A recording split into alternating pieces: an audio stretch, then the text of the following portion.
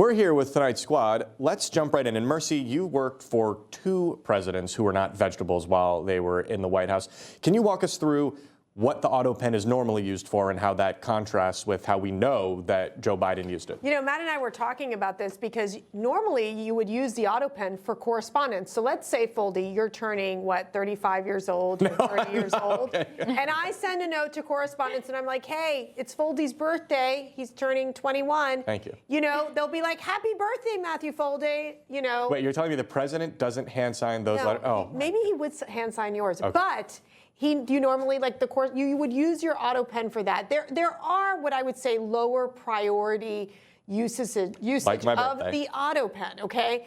I would deem that for the pardons, that has to be a high priority. President should authorize it, should sign it.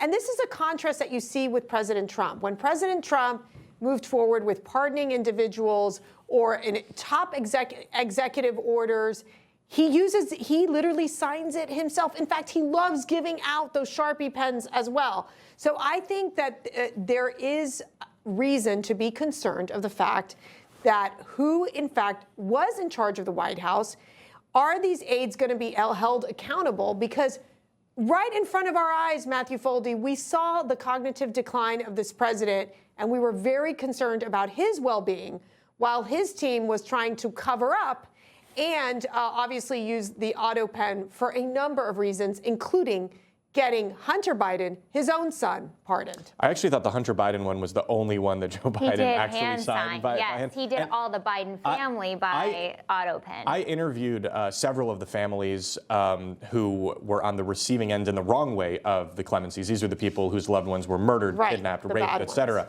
by the people whose death sentences Joe Biden's Autopen commuted. And at the time, there was already a question of, unfortunately, it seems like there's probably nothing that can be done once the president issues this clemency.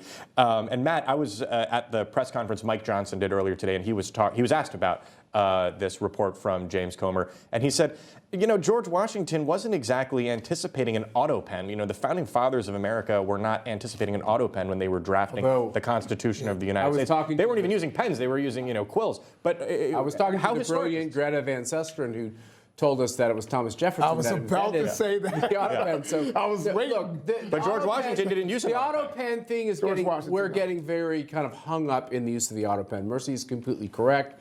The Autopen is usually used for more ceremonial documents, for things when the president, it's not really a policy thing that's involved.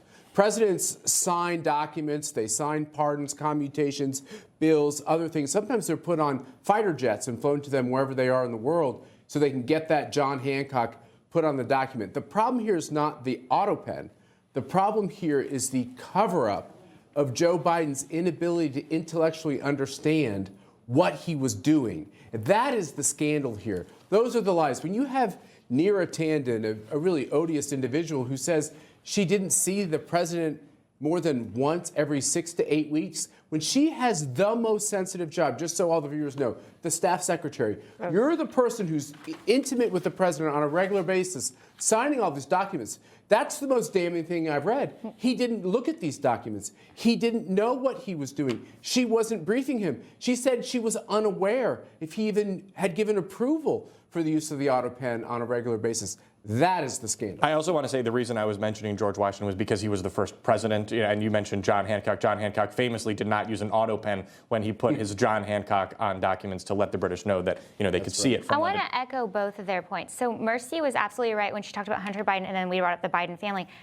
So Hunter Biden had a hand-signed pardon. The Biden family did not. There just keeps, the federal death penalty, they had Autopens, I believe. Anthony Fauci was Autopen. So it's just like there was no method or process. It just seemed very willy-nilly. So maybe it's when he was with it and when he wasn't possibly. with it. And then to your point, too, I saw that about the staff secretary and her job is record-keeping and yet saw the president every 6 to 8 weeks. I think his final chief of staff also was asked who was in charge of the Autopen and had no answer. Imagine the chief of staff not being able to answer that. It's crazy.